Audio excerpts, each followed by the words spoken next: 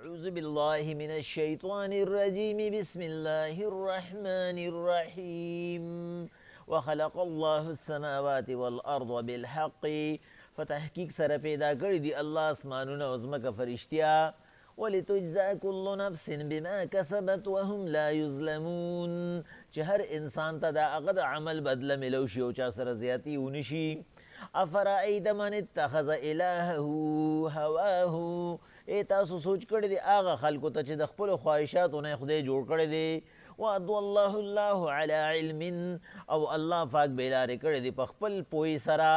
وختم على سمعه وقلبه وجعل على بصره عشاوا په غوږونو او په زړه ولا مهر والدې او سترګې ولا پرده کې راوستري ومن يهده من بعد الله څوک به ورته لار سموي پس د الله نه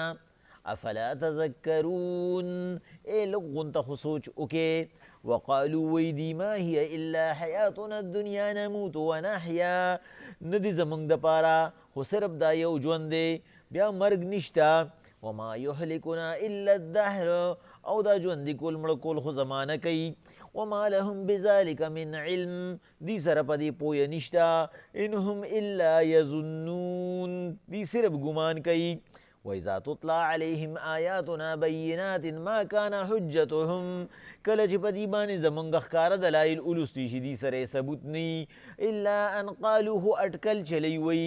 اوتو بآبائنا ان کنتم صادقین که دوباره ژوندون یي نو زمونږ پلار نیکه راوله قل الله يحييكم ثم يميتكم ثم يجمعكم الى يوم القيامه لا ريب فيه حضور وتویا دا خو د الله کار دی ژوندي کوي بیا به وفات کوي به راجمع کوي په ورځ د قیامت چیز شک پکې نشته ولكن اکثر الناس لا يعلمون خو زیات د خلکو نه فکر نه کوي دی خبرې ته الله پاک په دې رکوع کې د خپل قدرت دلایل نښې او ثبوتونه پیش کوي الله پاک وی پیغمبر علیه السلام دی ته ووایا وخلق الله السماوات والارض بالحق د الله د قدرت او د طاقت پته ردینه ولګوي چې د ځمکه اسمان چې انسان تر اوسه پورې د دې پیمایش نه دی کړی د دې اندازې هم نه ده لګولې انسان د دې سر طاقت نه دی رسېدلی دا الله پیدا کړي یو داسې ذات چې هغه د کائنات هغه ذهنونه چې د کائنات خلق ورته اریانیږي هغې تر اوسه پورې د هغې تحقیق ونه کړی شو دا هغه ذات پیدا کړي دي نو د هغه ذات په خبرو کې او د هغه په قانون کې څنګه یو انسان ګوتې وي الله وی لتجزا كل نفس بما كسبت اک ذات دا وعده کړی ده چې هر یو انسان ته به د هغه د عمل پوره بدله ملاویږي وهم لا یظلمون هیچا سره به زیاتي نه کېږي لیکن زمونږ بدقسمتي دا ده چې مونږ سره نه په خپله علمي او نه بې علم سړي ته دا ویلی شو چې ته بې علم یې ته ولې دا کار کوې د جلال الدین رومي صاحب په خپل کتاب کې یو وړه غونته نکته لیکلې ده وایي یو سړی یو پیره د یو هیر ډریسر دکان ته لړو مونږ چې ورته په پښتو کې نایي وایو ویښتې سمول نو هغه ته یې ووایي چې زما دا ګیره د سنتو موافق ده ګیرې ته به غږ نه کوې باقي چې کوم دی نو دا ویښته راله سم که د هغې عام طور باندې دا عادت دی چې هسې پکې ځای په دا باندې کرش کروش کوي را لنډه کوي او ګلې اوږدوي کله پکې څه کوي کله پکې څه کوي هسې ګوتې خارښتي ده ورته وایي ګیره مې د سنتو موافق ده دې ته به غږ نه کوې نمبر ته ناست دی هغه د بل کس سره لګیا دی ورته وایي هسې دې خلکو ته د خیال دی هیر ډریسر ورته وایي دې خلکو ته د خیال دی د پلار سره د زوی سره د رور سره د خور سره مور سره نه لګي په کائنات کې دا ظلم کېږي نو د الله کم ځای دی چې دا ظلم منېږي الله خو وایي چې زه انصاف والی منو دا د الله کم انصاف دی هغه ورته وایي دا زمونږ د مذهب مسله ده او په مذهب ته نه پوهېږي په مذهب مولیان پوهېږي او ورته وایي زه پکې مذهب او دین نه کوم مذهب او دین پکې چا راوستی دی زمونږ په معاشره کې څومره خلک دی چې داسې خبرې کوي نو داسې سړي سره څه کول غواړي د داسې سړي نه پاسېدل غواړي ما ته چې د مذهب او د دین په باره کې پته نشته زه ولا جواب نشم ورکولی نو ماله د هغه ځای نه پاڅېدل پکار دي ځکه چې هغه ماله عقیده خرابوي دا کم کس چې ناست دی دی ورته وایي زما دا ګیره د سنتو موافق د دې له به ګوتې نه وړئ دی ورته وایي بس زما کار وشو زه خو هیرډریسر له راغلی وم ته خو مولا یې او مولا هم نیم مولا یې خطر ایمان یې بس زه دنه ځم هغه ورته وایي ما سره چاړه په لاسو کې دا فطر را سره په لاسو کې دی زه خو نه یم او ورته وایي نه دا ته چې کومې خبرې کوې په دې باندې تا له چا پوهه در کړې ده تا کوم ځای کې علم کړی دی چې دین نه منم مذهب نه منم او الله ظلم کوي یو سړی د دکان مخې ته تېرېدو ویښته پې راببر دي ګیره پې راببر ده هغه ورته وایي ته چې هیر ډریسر نو د دې سړي دا ویښته ولې خراب دي وګوره دی ته ځان ته نایي وې ما باندې ویښته راخواره دي سر پې راخور دی نه ورته وایي ما له راغلی دی ځي ځي موارې نو هغه ورته وایي تا الله کتلی دی ته د الله کور ته تللی ته الله له تللی تا د الله دین پېژندلی دی چې د الله په دین کې خبرې کوي چې وایي الله ظلم کوي الله زیاتي کوي الله ولې دا نه کوي الله ولې دا نه کوي الله ولې دا نه کوي سړی خاموشه شو موږ له دوره پوهه پکار ده چې موږ یو سړي ته داسې خبره وکړي شو الله پاک وایي پیغمبر علیهم الصلاة والسلام الله پاک هغه ذات دی چې چا سره زیاتي نه کوي کل نفس بما کسبت ولتجزا هغه به جزا ورکوي کل نفس بما کسبت هر یو انسان ته د هغه د عمل وهم لا یظلمون هغه هیچا سره هم زیاتي نه کوي افرأیت ایتا دا خلک لیدلی دی من اتخذ الهه هواه چې د خپل خواهش نه خپل خدای جوړ کړی دی خو چې څه په زړه کې راځي هغه کوي چې څه په خوله راځي هغه وایي دا سوچ نه کوي چې یو ذات به ردی تپوس کوي د دې په باره کې به ما سره حساب کتاب کوي ولا تسألن یومئذ عن النعیم د هر یو انعام به تپوس کوي د سترګې به کوي د خولې به کوي د غوږ به کوي د پاټ صاحب باډي به کوي دې دا سوچ نه کوي الله پاک وایي پیغمبر صلی الله علیه وسلم والله الله علی علم الله پاک په خپل پوهې سره دې ګمراه کړی دی دې په خپله باندې لار ته راتلل نه غواړي دې په خپله باندې په کږه باندې روان دی وختم علی سمعه وقلبه په دوو څیزونو باندې ولا مهر والی دی ځکه چې هغوی د هر طرف نه ادراک کوي غوږ د هر طرف نه اورېده کوي نه هغه جړنده کول پکار دي زړه د هر طرف نه پویالي نه هغه جړنده کول پکار دي وجعل على بصره غشاوه او سترګې باندې چې صرف ګوته کې د سترګه پټه شي په سترګې ولا پرده راوستې ده دې نه حق اوري نه پې سوچ کوي او نه ویني فمن یهدیه من بعد الله دته به لار څوک ښیي پس د الله نه الله چې دی بې لارې که الله چې دی ګمراه کولی دی د الله نه طلب د لارې نه کوي افلا تذکرون دوی دومره نصیحت نه لي ابراهیم ابن ادهم یو مشهور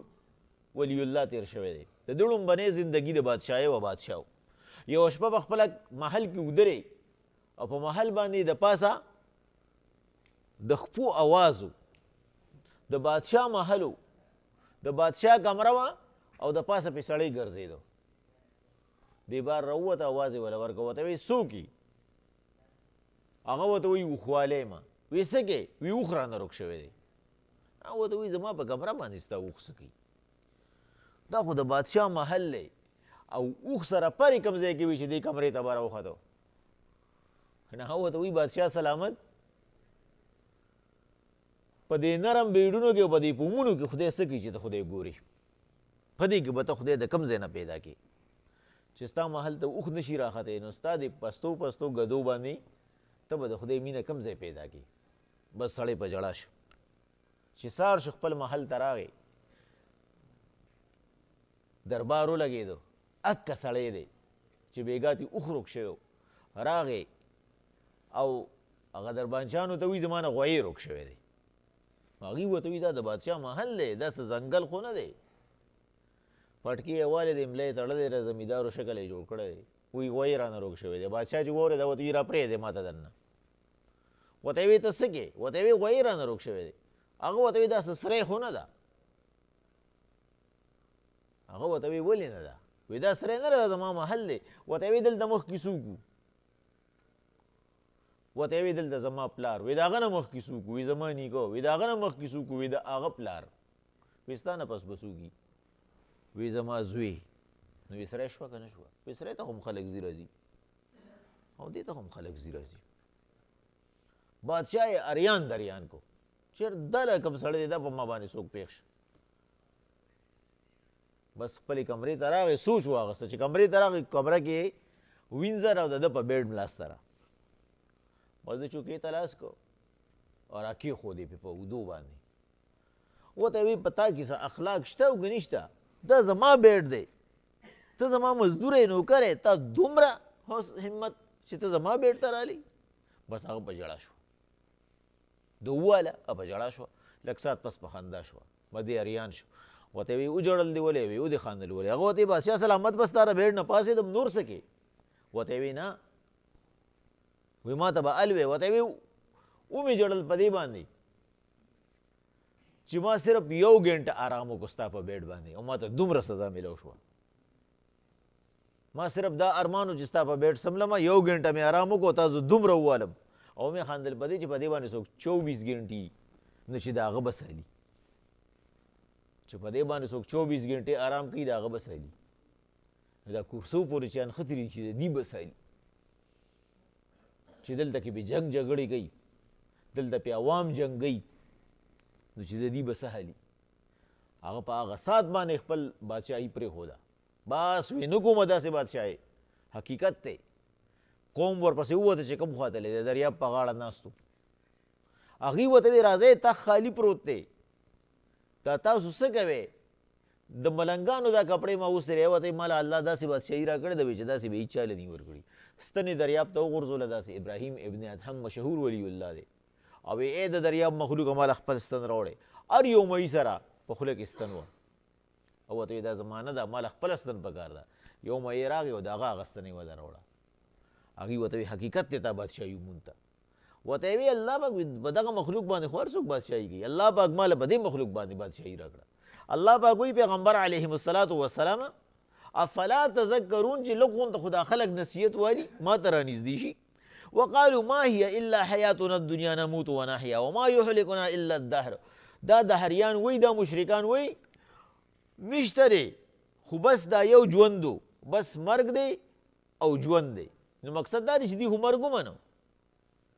دلته کې مفسرین وی دی کې تقدیم تاخیر دی، ونحیا ونموت، بس ژوندونه او مرګ بل څه نشته. یا مقصد دی دا دی چې ونموت ونحیا، زمونږ مرګ دی، زمونږ نه پس به زمونږ اولاد یې هغه زمونږ ژوندون دی، نوم هم باقي پاتې.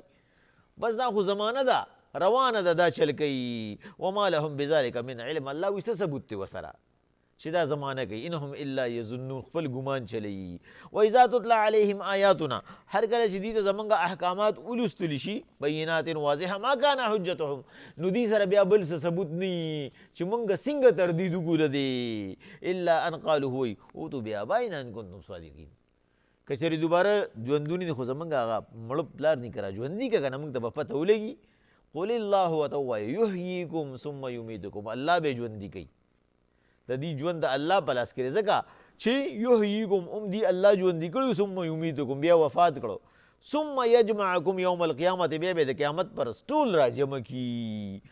لا ریب فیه، چې په قیامت کې شک نشته. ولکن اکثر الناس لا یعلمون، خو زیات د خلکو نه په دې باندې سوچ فکر نه کوي. هغوی په خپله دنیا په هغه خواهشاتو کې دومره زیات مګن دي، په دنیا په خواهشاتو کې دومره لګیا دي چې په هغوی باندې د الله هغه خبرې د بنده خبرې لګي چې دا د بنده لګیا دی. دا نه وي چې دا دې موږ ته د الله کلام وي. بسم الله الرحمن الرحیم. وخلق